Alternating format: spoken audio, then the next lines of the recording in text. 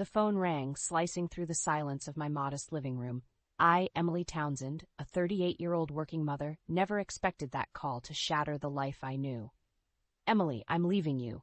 I've found someone else. Oh, and there's about $250,000 of debt in your name. Handle it, will you? Michael's voice, once so familiar and comforting, was now cold, detached. My heart sank. This had to be a cruel joke. Michael, what are you talking about? I stammered, my voice barely a whisper, but he was relentless. You heard me. I'm with Claire now. She understands me, unlike you. Goodbye, Emily. And with that, he hung up. I stood there, phone still in hand, feeling as if the ground had been yanked from under me. Tears welled up in my eyes, not just for the betrayal, but for the sheer impossibility of the debt he'd saddled me with. Mom, are you okay? Anna, my 10-year-old daughter, walked in, her small face etched with concern. I forced a smile, masking my turmoil. Yes, sweetheart, I'm fine. But Anna wasn't fooled. She hugged me, a gesture offering more comfort than she knew. After Anna went to bed, I sat alone, the weight of my new reality suffocating me. How could Michael do this to us? We had a life, a family, and now I was alone, buried under a mountain of debt I had no knowledge of. I logged into our online banking, hoping Michael's call was just a terrible mistake. My heart sank further as I saw the near-empty account. Michael had drained everything, leaving only a trail of unpaid bills and maxed-out credit cards. I didn't sleep that night. Instead, I spent hours staring at the ceiling, grappling with the betrayal. Michael, the man I had loved and trusted, had turned my life into a nightmare. And the worst part, I had no idea how to wake up from it. Before the turmoil, there was a time when laughter filled our home. I met Michael at a charity event. He was charming, his smile infectious. I remember thinking how lucky I was when he asked me out. Those initial dates blossomed into a whirlwind romance. We were young, in love, and the world seemed full of possibilities. Our wedding was a modest affair, but it was perfect. Surrounded by close friends and family, I felt like the happiest woman in the world. When Anna was born 2 years later, our joy multiplied. She was our little miracle, a perfect blend of Michael and me. Those early years were filled with simple pleasures, picnics in the park, movie nights cuddled on the couch, and Anna's laughter echoing through our home. I often found myself marveling at our little family, feeling a sense of contentment I never thought possible. But as Anna grew, so did the distance between Michael and me. It started subtly, missed dinners, late nights at the office, and weekends consumed by urgent work calls.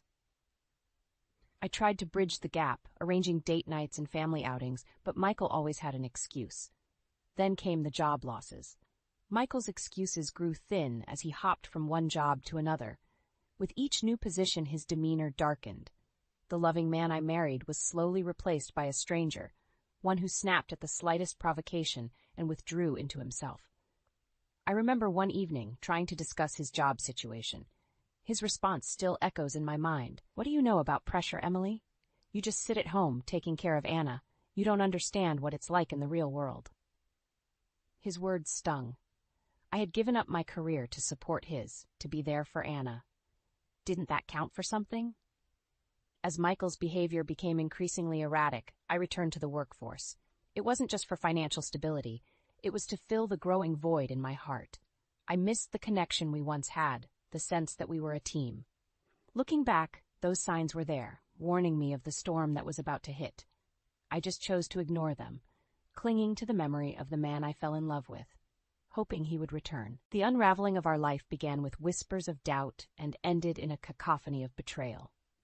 As Michael's job instability grew, so did the tension in our home. His once sporadic late nights became the norm. Each time he stumbled in, reeking of alcohol, a part of my heart crumbled. One evening, as I was putting Anna to bed, she asked, "Mommy, why is Daddy always mad?" Her innocent question pierced me. "Daddy's just tired from work, sweetie," I answered, though I knew the truth was far more complicated. The final straw came when I discovered a series of receipts for expensive jewelry and hotel stays. Confronting Michael led to a ferocious argument, the first of many. "You're suffocating me, Emily," he yelled. "I need some space, some freedom." "Freedom? Is that what you call spending our savings on whatever this is?" I countered, holding up the receipts. He snatched them from my hand, his eyes blazing. "You wouldn't understand. You're just a housewife. What do you know about living a life?" I stood there stunned as he stormed out, slamming the door behind him. His words, so callous and dismissive, echoed in my mind. Was this really the man I married? Determined to protect Anna and myself, I made the decision to return to work. My old job at the marketing firm welcomed me back, and I threw myself into it. The work was a welcome distraction from the chaos at home. Yet, as I worked late into the night, a gnawing feeling of guilt consumed me. I was missing precious moments with Anna, all because of Michael's selfishness. It wasn't fair. She didn't deserve this. The nights grew lonelier. Michael's presence in the house became like a ghost, there, but not really. His indifference towards Anna, his once cherished daughter, hurt the most. He was slipping away from us, and I felt powerless to stop it. It was during these dark times that I found solace in my friendship with Rachel. She became my confidant, my rock. "You're stronger than you know, Emily," she would often tell me. I wanted to believe her, but the shadows of doubt were overwhelming. As I lay in bed each night, listening to the silence of the house, I couldn't help but wonder where it all went wrong.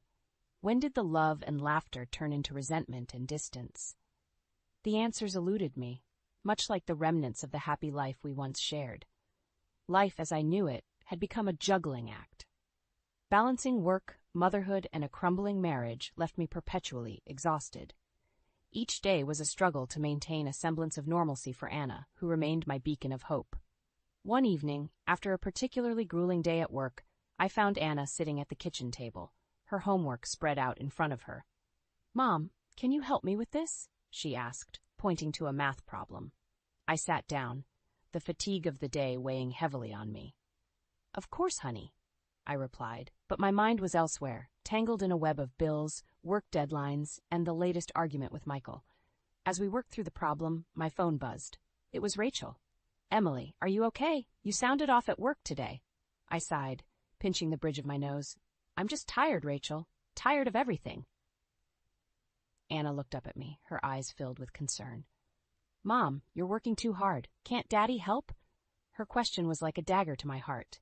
How could I explain to her that her father, the man who should have been our pillar, had become our greatest burden? Michael's presence in the house had become almost non-existent. When he was home, his disdain was palpable. Our interactions were limited to brief, bitter exchanges, often culminating in him storming out to spend the night God knows where. The climax of our deteriorating relationship came one rainy night. Michael arrived home late, his clothes drenched, his eyes wild. "I lost my job," he blurted out, a mix of anger and desperation in his voice. I stood there, stunned. "What happened?" "They're a bunch of idiots. They don't appreciate me," he spat, his voice laced with venom. I tried to reason with him, to discuss our next steps, but he was beyond reach. "You wouldn't understand, Emily. You live in this little bubble, thinking everything is fine. Well, it's not." His words hung in the air, a testament to the vast chasm that had grown between us. I realized then that the man I married, the man I loved, was gone. In his place stood a stranger, fueled by bitterness and regret. The following weeks were a blur. I worked tirelessly, my thoughts consumed by financial worries and the well-being of Anna. The strain took its toll, and my health began to falter. But I couldn't stop. Too much depended on me. Then, one fateful day at work, the world spun, and darkness engulfed me. I woke up in a hospital bed, Rachel and Anna by my side. The doctor's words were a wake-up call. "You need to slow down, Emily. Your body can't handle this stress." But how could I slow down? How could I, when our world was falling apart? Lying in the sterile hospital bed, a myriad of tubes and monitors attached to me, I couldn't help but feel defeated. The doctor's diagnosis was clear: stress-induced exhaustion, compounded by the early stages of an ulcer. But the real shock came when they found a small malignant lump in my breast. "Mom, you're going to be okay, right?" Anna's voice trembled with fear. I squeezed her hand, mustering a smile. "Of course, honey. Mommy's a fighter, remember?" Rachel, ever the supportive friend, was there too, her face etched with worry. "Emily, you need to take care of yourself. You can't keep going like this." I knew she was right, but the thought of slowing down, of letting Michael's irresponsibility win, was unbearable. Yet the reality of my health situation was a wake-up call. I had to be there for Anna. As I lay in the hospital processing my diagnosis, my phone rang. It was Michael. His voice was as cold and distant as ever. "Heard you're in the hospital. Bad timing, Emily. I need you to deal with some things." His callousness took my breath away. "Michael, I have cancer," I said, the words heavy on my tongue. There was a pause, and for a moment I thought I heard a hint of concern in his voice. But then he said, "Well, that's your problem. I have my own issues to deal with." I ended the call, a mix of anger and disbelief churning inside me. How could the man I once loved be so heartless? The next few days were a whirlwind of tests and consultations. Amidst it all, Rachel and Anna were my pillars, their love and support unwavering. But as I lay there, a plan began to form in my mind. Michael had left us in shambles, but I wouldn't let him destroy us.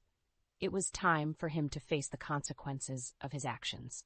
With Rachel's help, I started digging into our finances.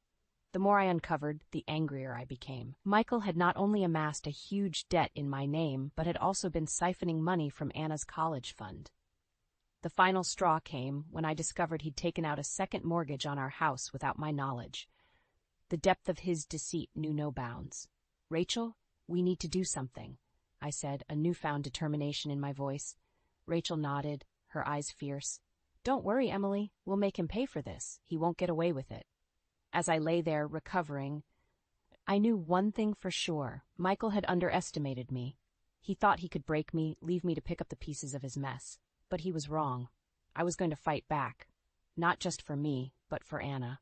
And I would start by making Michael accountable for every single betrayal.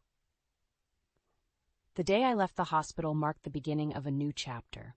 I was weak, physically and emotionally, but my resolve was stronger than ever. Armed with the evidence of Michael's financial treachery, Rachel and I devised a plan to confront him and bring his deceit to light.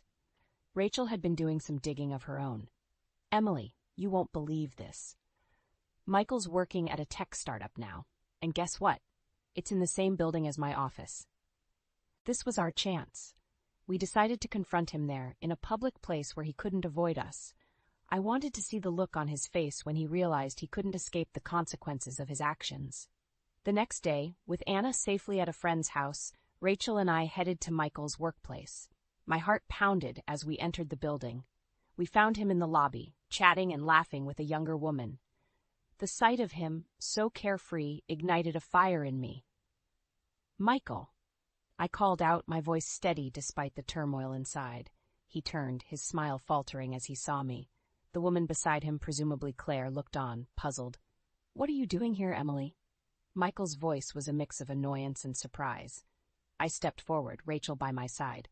"We need to talk about the debts, the mortgage, and everything you've stolen from Anna and me."